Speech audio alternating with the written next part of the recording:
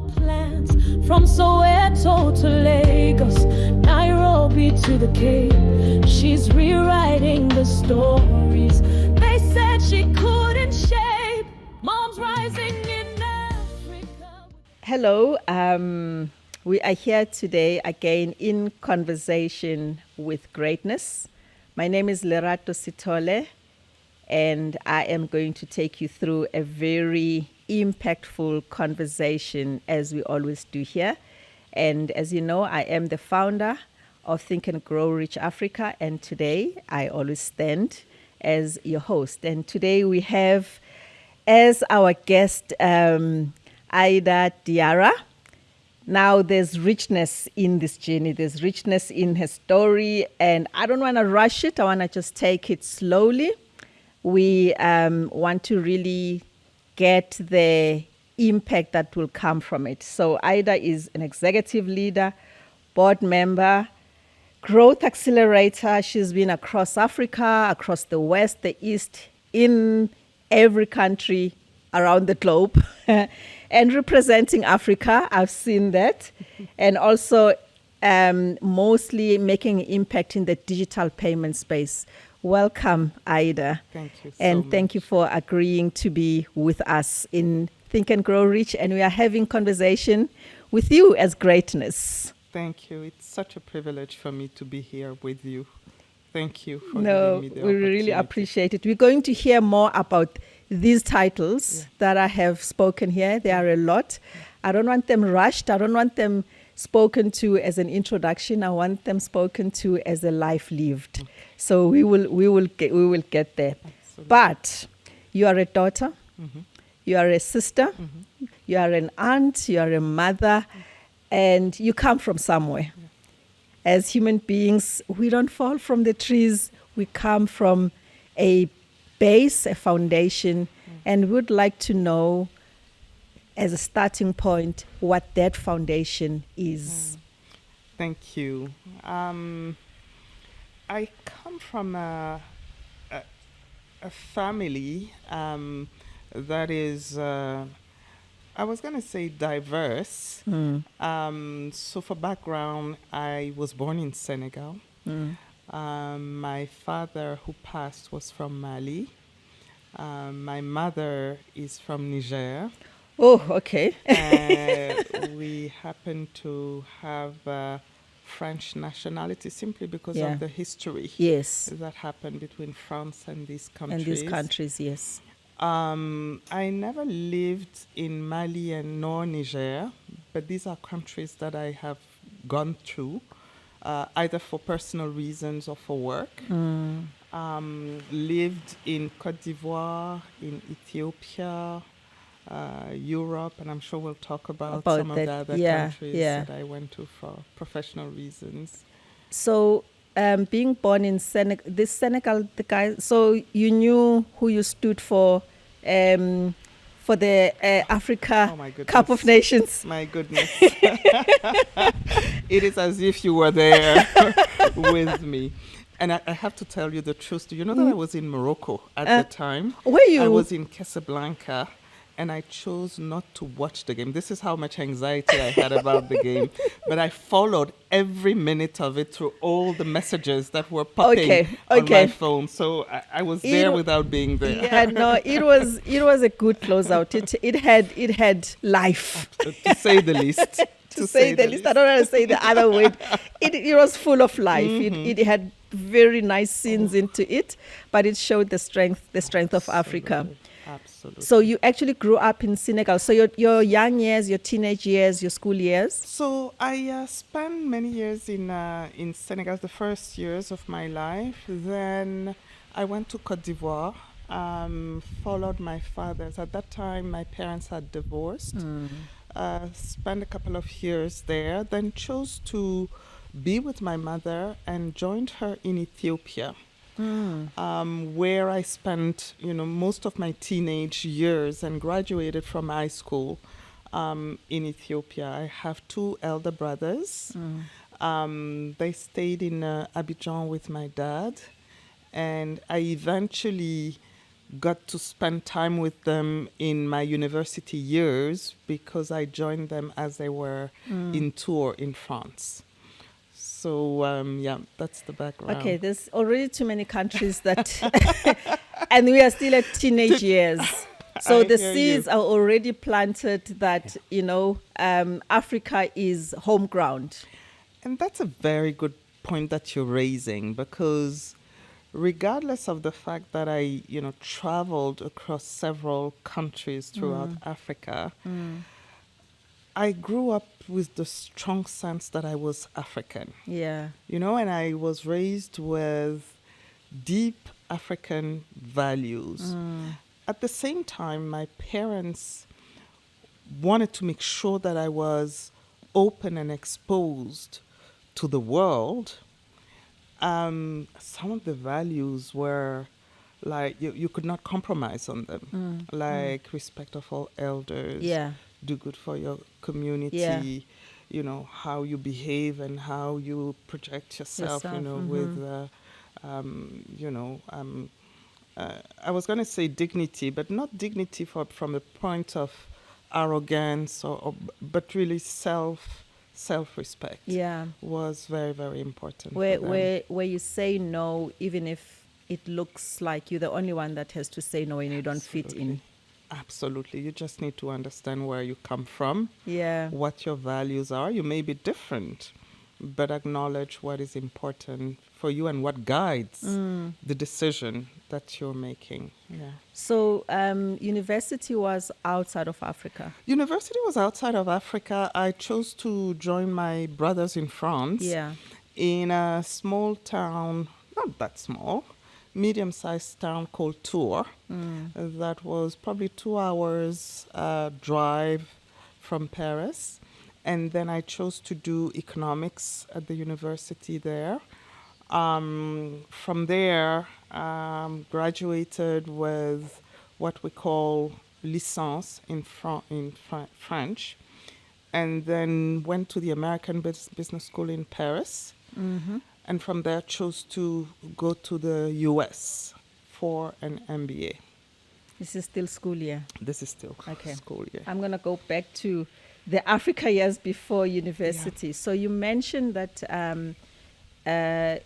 you had to be with your mom or with your dad and then with your mom because of the divorce. When we look at greatness like yourself, journeys that have been traveled, we usually take what we see right now. You've been a vice president in one of the biggest global organization, Fortune 500, and we start and stop there. But what we don't get to learn from is what makes this greatness, what makes Aida great, the foundation. And when our new generation goes through parents that are divorced, where they have to be, parents call it co-parenting. Yeah. In the past, I don't know what it was called, but I don't think it was co-parenting, but now it's called co-parenting. But the person that's being co-parented, I don't think most of the time gets spoken about. Yeah.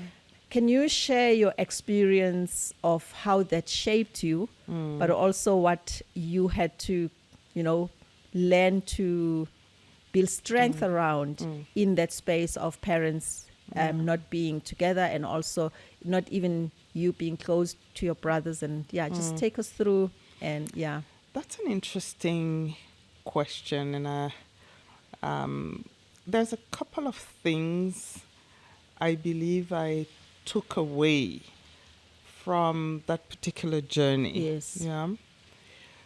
The first one is about flexibility and adaptability.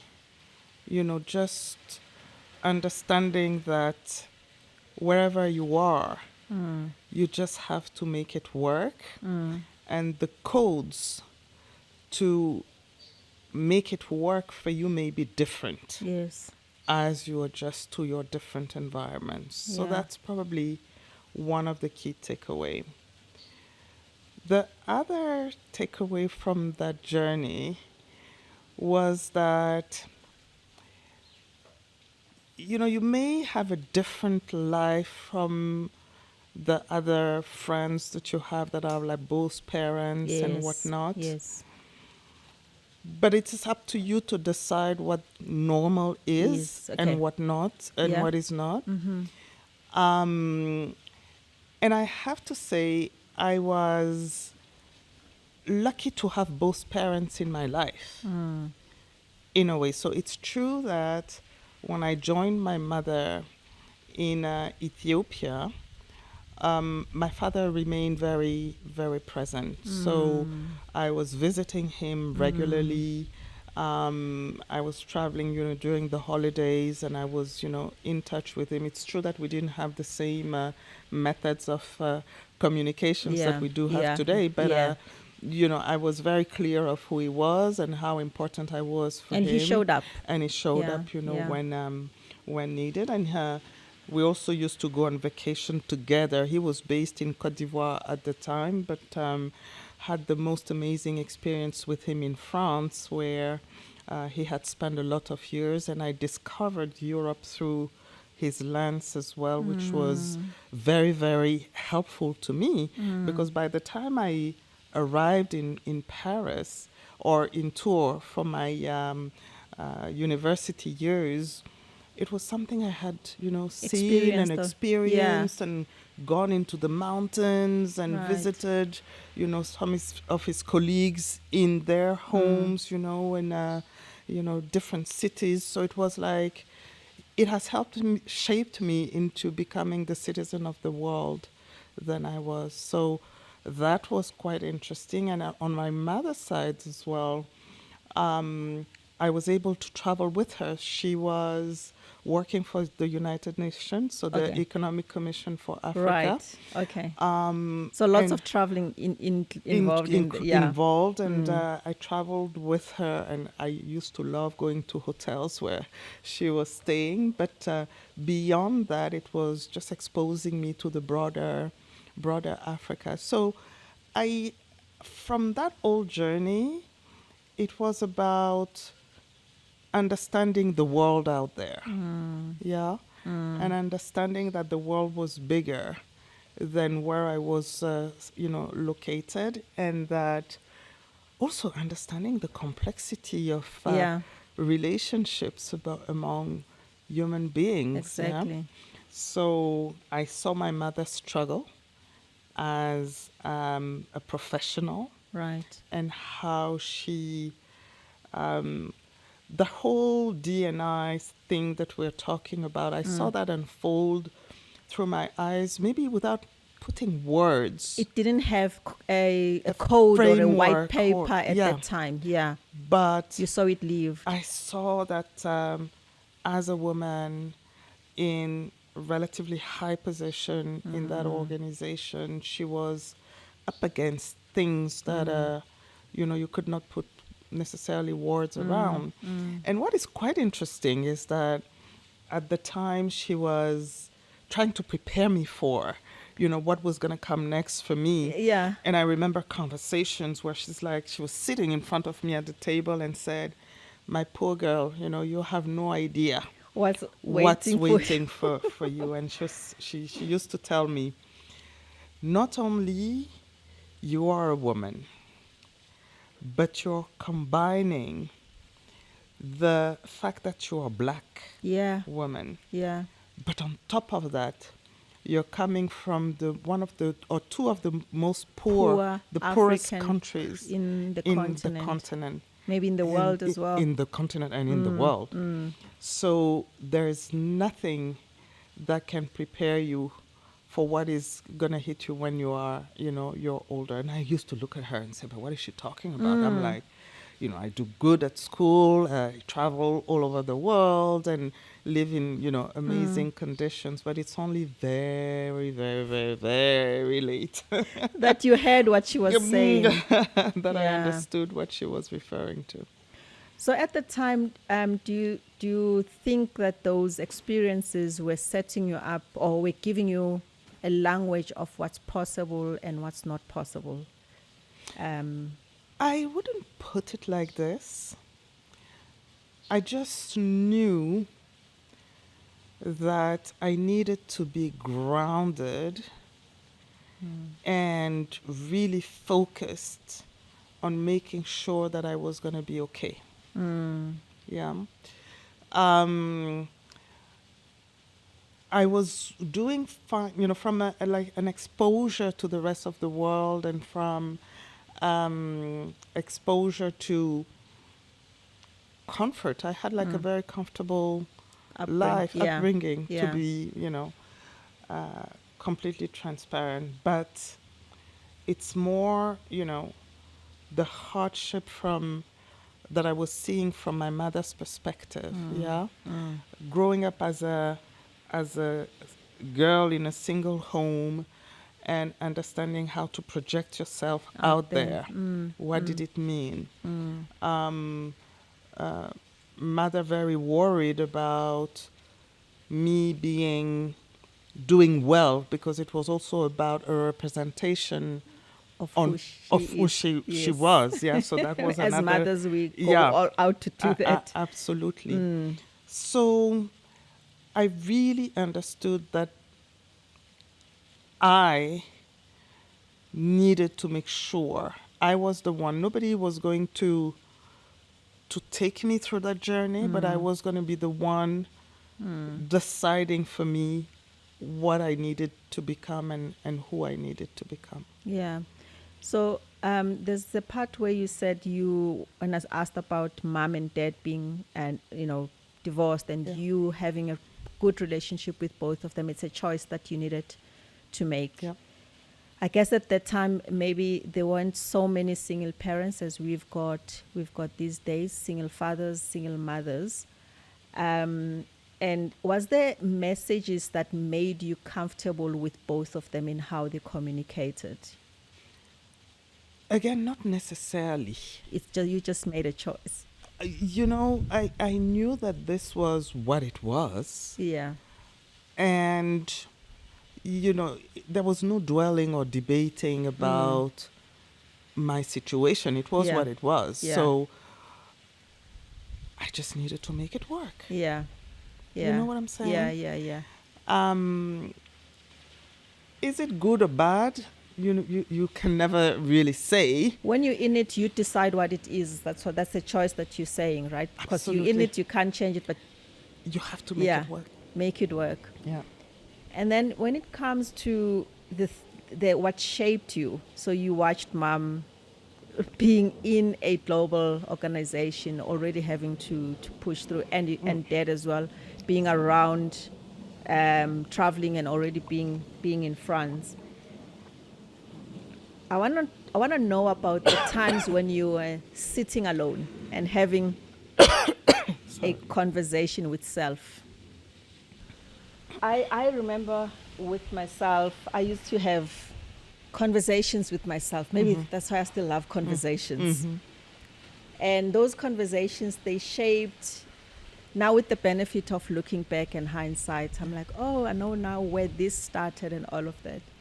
And these are the conversations where you define who you want to be. And of course, it's influenced by the environment and all the other things. So can you take us into your quiet conversation from you to you times? And I'm talking about the times when you were still young, even before the university days.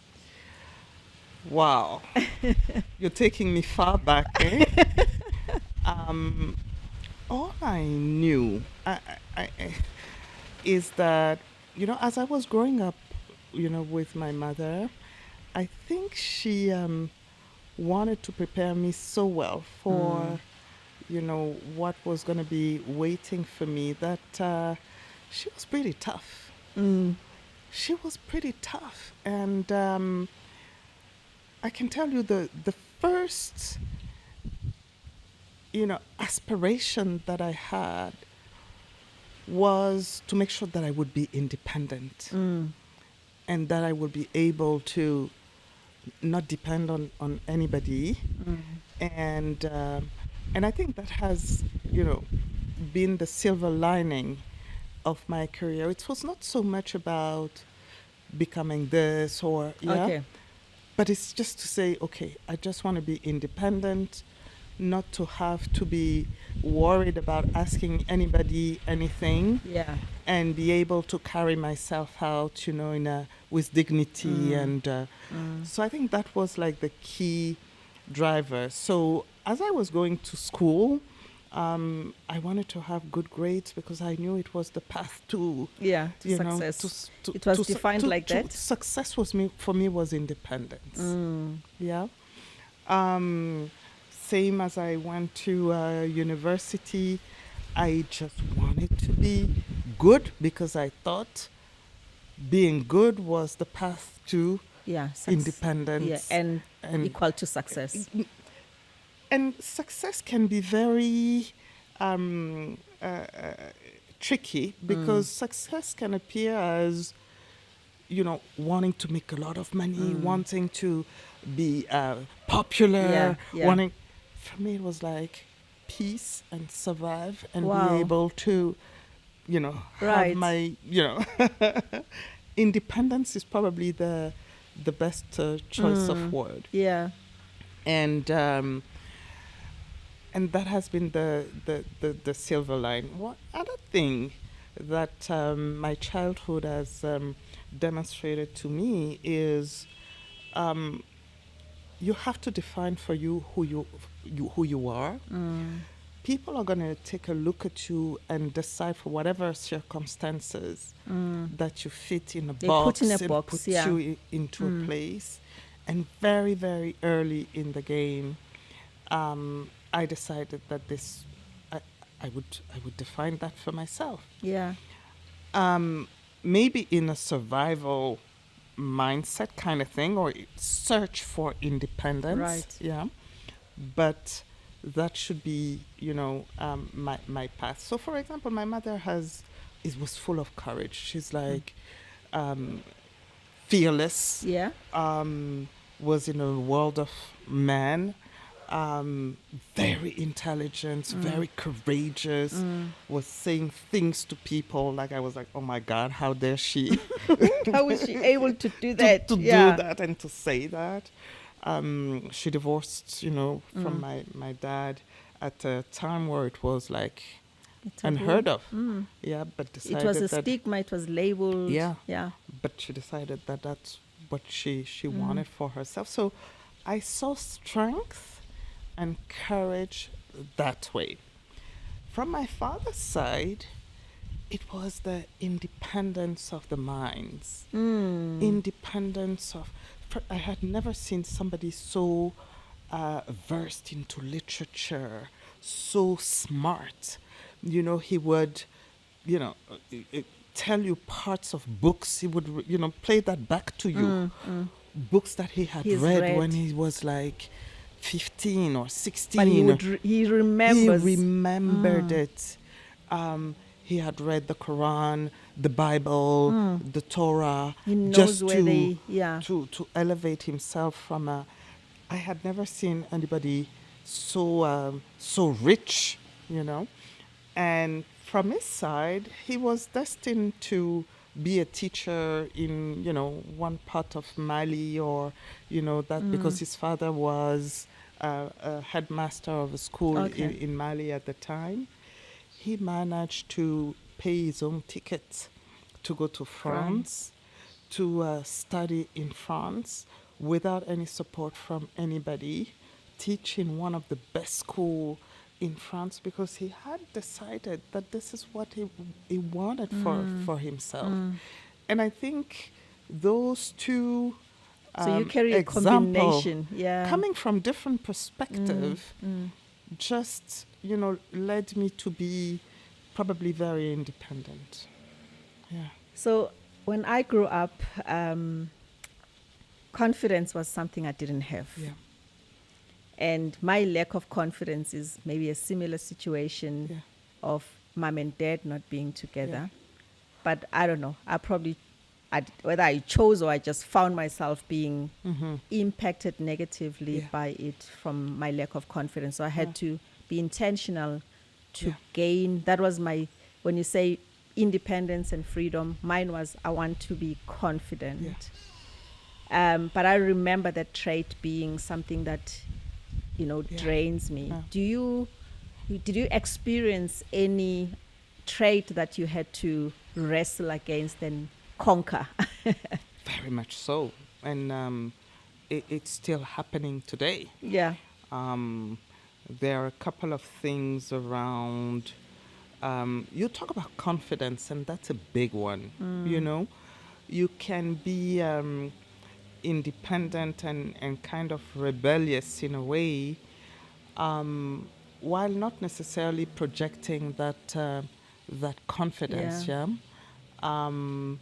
I One of the things that I'm also battling with is speaking up. Speaking up. I would be in audiences where I'm just listening, processing. But because of my upbringing and with a mother with a very strong personality, being the youngest, with two elder brothers, somehow I was raised with the belief that people's view may be more important, or I should be speaking last, or what I think or what I thought did not necessarily matters. Yeah. And I know it can be appearing as contradictory to what I just said, and that's what makes the mix quite interesting, by the way. Yeah. Yeah. So I would be in settings where I barely talk. I would be in boardrooms and I don't speak up, but I'm soaking in everything, and I'm very clear about analyzing the situation. I'm very clear about what the strategy should be, but then I will not be like present and sitting and being visible or being heard. And I remember one of my mentors, in one of the very first job that I had, was like, "But you're so full of insights, and you're so strategic, and you're so structured. You have to speak up, Aida, because we're missing out on that, the knowledge that you have, that you have." And I've had to find it in my way. When you start leading teams, for example, they need to understand where you're going, what you're thinking. Yeah. And I would be, just processing and not saying anything. And they would be at a loss, looking at me and say, "Is she in agreement? What is she going to do about it?" And so I learned to take people with me along the journey, not in a necessarily flamboyant way, but I had to be intentional about, driving the agenda and speaking up and finding that right balance. But you have to be intentional, or keep on reminding yourself Absolutely. that now this is time to speak up. It's time to speak. It's time to be visible. Because of the positions that you have, it is expected that you speak up. You're visible and present, and you represent an organization. You represent your team. You represent the continent. You represent. So you have to show up. Because there are situations where you actually have to speak up to defend your team, or to defend the strategy that you are putting forward, right? Absolutely. The whole thing is about how you think to get rich, and riches, the financial riches, we can always tick. That's the first one we tick off. I guess we can say that's in the bag, but we've just spoken about that independence and also learning boldness and courage. And also being intentional about the things that I gap. Even I think then when people see you later in life, they're like, "No, that can't be true. You can't say that was who you are." But I guess the messaging for me is, what is it that makes greatness? Like, as I said, what makes Aida great? And it is encouraging for people to find themselves in your story as I think they are. In saying, so even if I don't speak up, I end up in the boardroom, because you're saying you were already in the boardroom. So you go back and you say, but what got you in the boardroom if speaking was not the thing that you had? Because sometimes we think that when we speak more, that's what gets us into the boardroom. But from what you're saying, you had to speak when you're already in the boardroom. Tell us what got you into the boardroom. So the thinking that you had, I mean, now all the way in your universities and all of and university years, and before we get into that career that was now growing and growing in a very again impressive way. But what were the things? What made you get into the boardroom without you having the strength of speaking up? Yeah, that's a deep question, and I think it's linked to driving everything I do with the intention to have impact. Yeah. Yeah. One of the things that my father used to say was, if you end up cleaning the streets, you have to be the best cleaner You're that speaking my there language. ever existed in the world. Yeah. So it's not about if this is what you do, do it as best as you can, so that nobody can come and after you and say this is not this is not as clean as it should be. So very interestingly, some of the roles that I took on earlier were like doing marketing in the welding institutes. Can you imagine? Okay. Welders. Right. Yeah? Without being a welder yourself. Without being a welder, being in an industry where they're all male. It's, a very male-dominated industry. And I was like, if I can do marketing and apply the same strategic thinking, I can do it anywhere. Yeah. And left the organization with a strong strategy that we started implementing that delivered results. And for me, I just like the notion of driving impact. When Aida leaves, it's got to be better than when she came. Than when she found it. Yep. And in all the roles that I had, I can think of positions where people looked at me and said, we don't see a future for you in this organization because you're not charismatic, you're not, I've heard that. Aida has reached her limit. I have heard that. How did you break that ceiling? I think that's what I want. How those people left before I did the organization. Why? Because, when you're truly about transforming your business, transforming the people around you, making sure that you understand that it's about something that is bigger than yourself, then the outcome is actually bigger than what you anticipate and what you think about. Yeah. Some of these businesses, I can give you an example that I like to give. I was based in the U.S. Looking after the African diaspora. It was making sure that we had like a sound strategy to drive remittance from the U.S. to Africa. Yeah. And then I was just, my peers were from India, China, Russia, and what we call developing regions in the context of the U.S. And they were like leveraging, strategies that were very sexy, strong media plan, big events, 3,000 people attending, where you could invite, the CEO at the time to attend and, be part of, massive. It was out there. It was out there. And then I arrive and I look at my African brothers in the U.S. and you realize, number one, the diversity. Yeah. Yeah. You realize that the majority sending money back home are people doing like 2-3 jobs. Yeah. Yeah. Yeah. They're not going to spend money on an event, They're not going to pay. There's no structured media. Wow. So what do you do to grow that business? You meet them where they're at. Exactly. So you start designing strategies around pricing.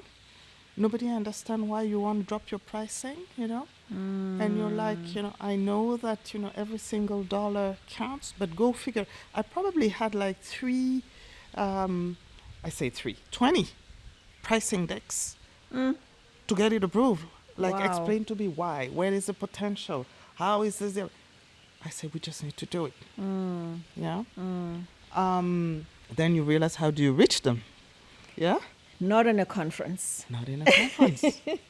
Not at an event. And you start doing things that are not very sexy, like hiring community consultants in New York, in, Washington, D.C., Yeah. Boston, and whatnot. This is not sexy. On a PowerPoint presentation. But that's how you needed to reach them. But it goes back to driving impact. Right. And understanding that at the end of the day, they needed to understand the value Right. that you were bringing them, and making the conscious decision to use your services as opposed to somebody else's services. Wow. So, But think of that in the context of corporate America, where people are looking at you and saying, this woman is not strategic enough. and at that time, you also don't say a lot, because speaking is not the first thing that you do. That you know how to do, yeah? So, but the reward is that after your tenure, You look the at CEO turns around and looks at the growth of the business how. and say, we should have paid more attention to growing Wow. Africa, because Africa is the fastest growing business Wow. in US outbound. And then you know that your job is done. That's satisfaction. You know your job That's is done. satisfaction. And you can move on to something else. So, Think and Grow Rich is an American book. But if you put Africa there, the whole flavor changes, which was what I wanted to do. And you are a true representation of that. There's in that book, there's a principle about going an extra mile.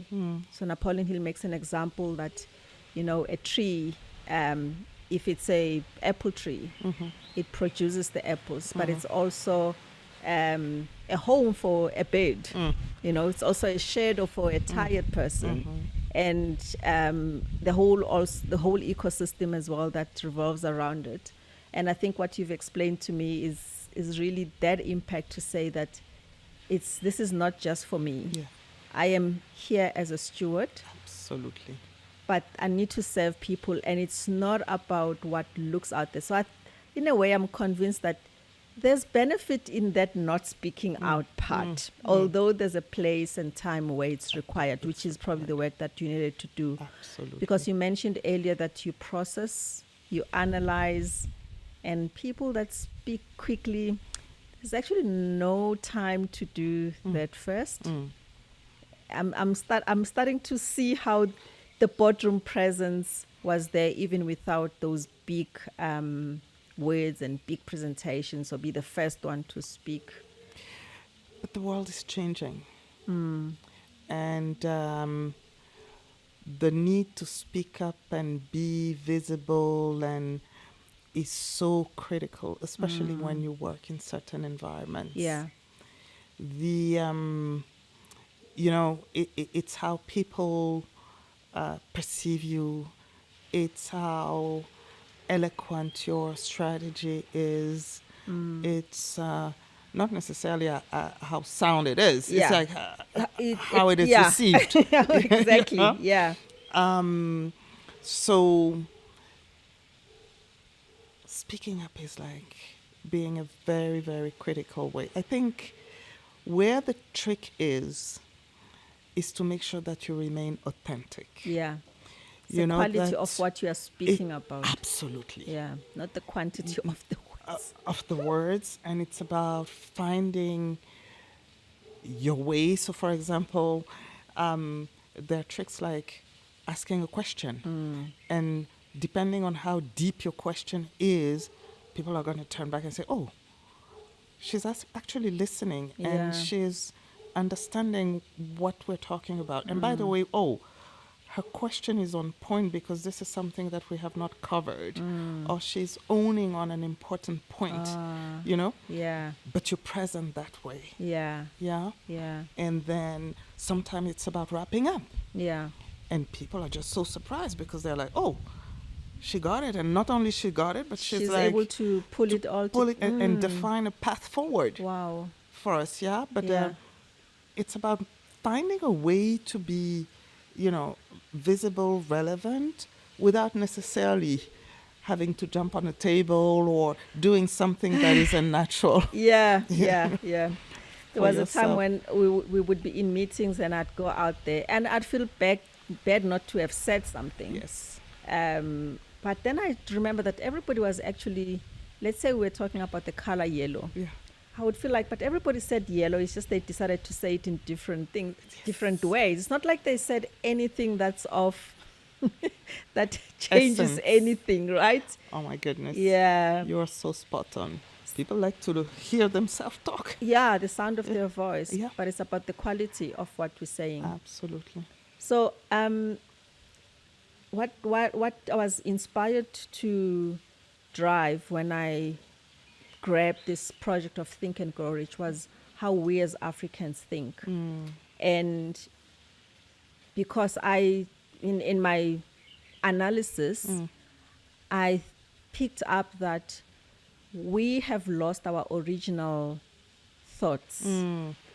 We had let the systems, the regimes that had encompassed Africa in different shapes, forms, and sizes to tell us how we should think.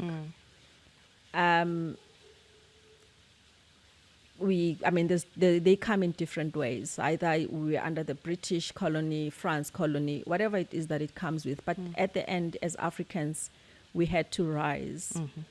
And there's a process in that rising and pushing those thought patterns that have been, and not all of them are bad, but not to be fully defined by those and neglect our thought patterns.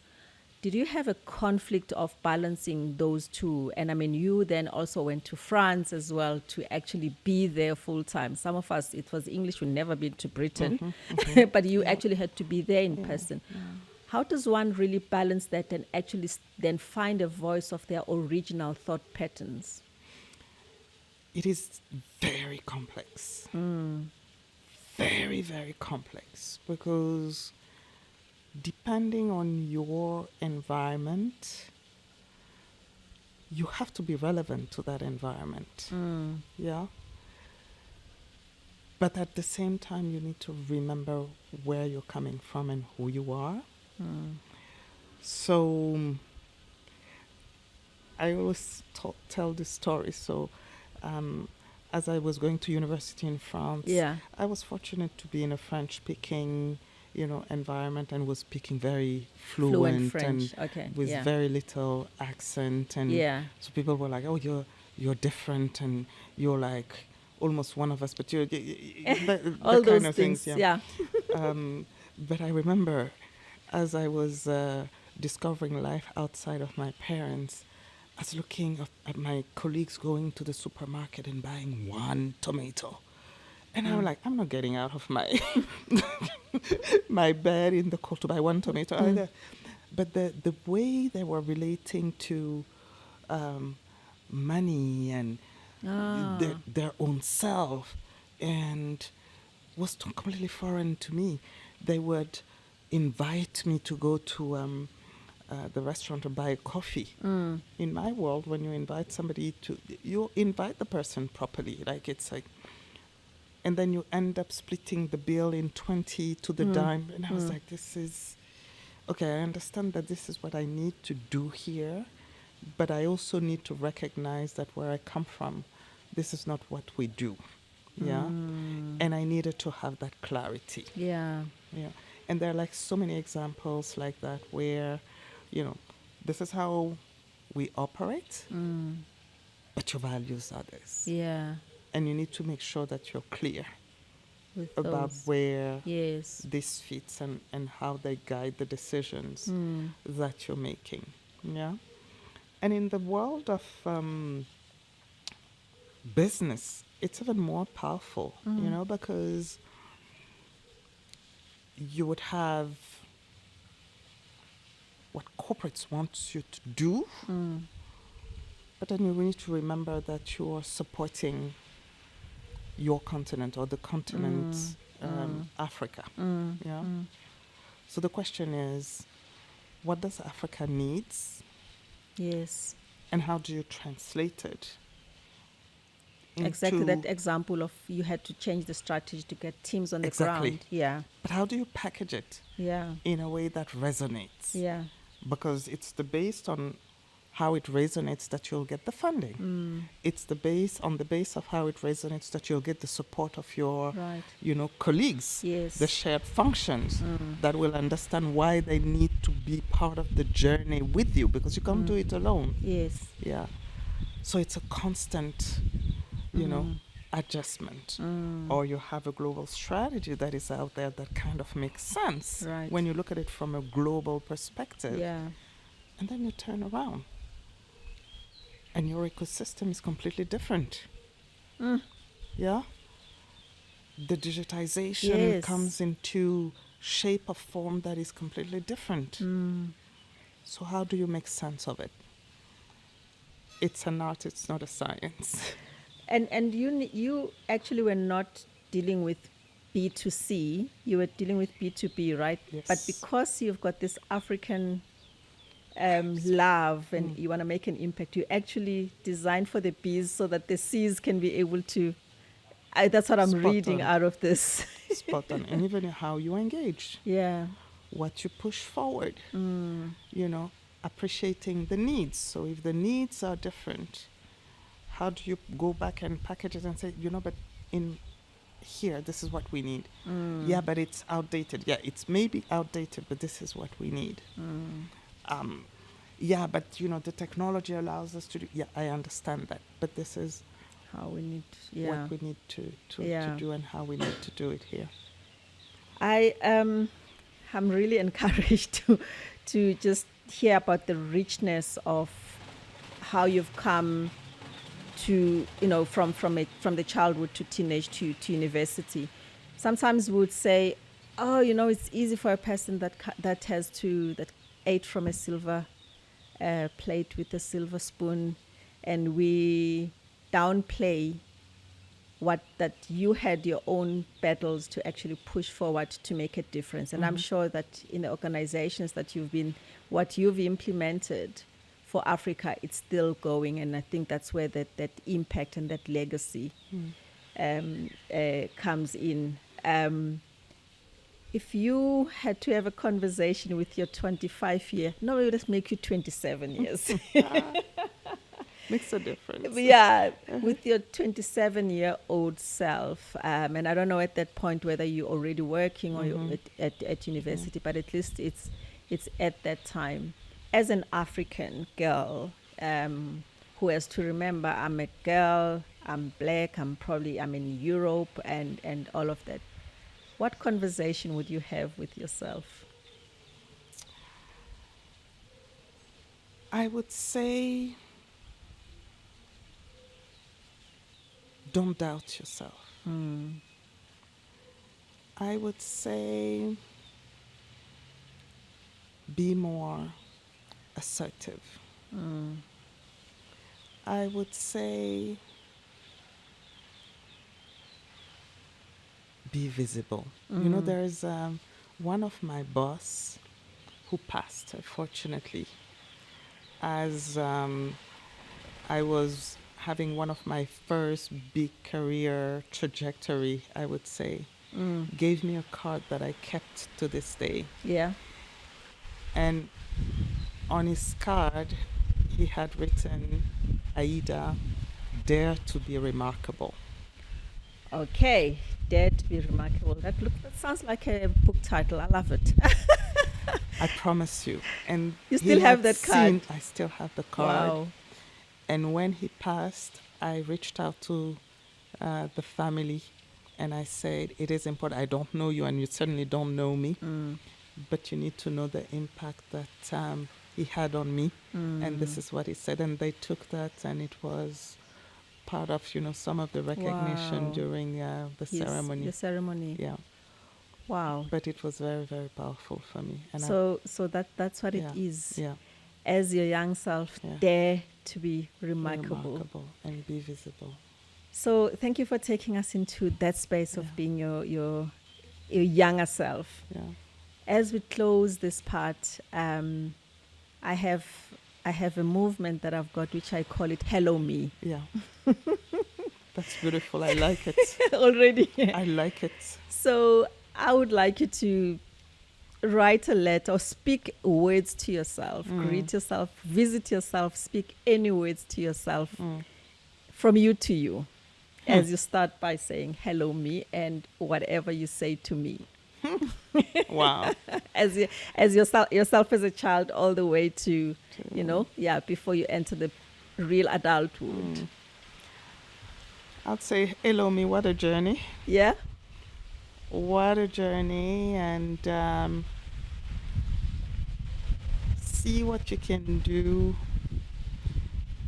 when you are led to have impact.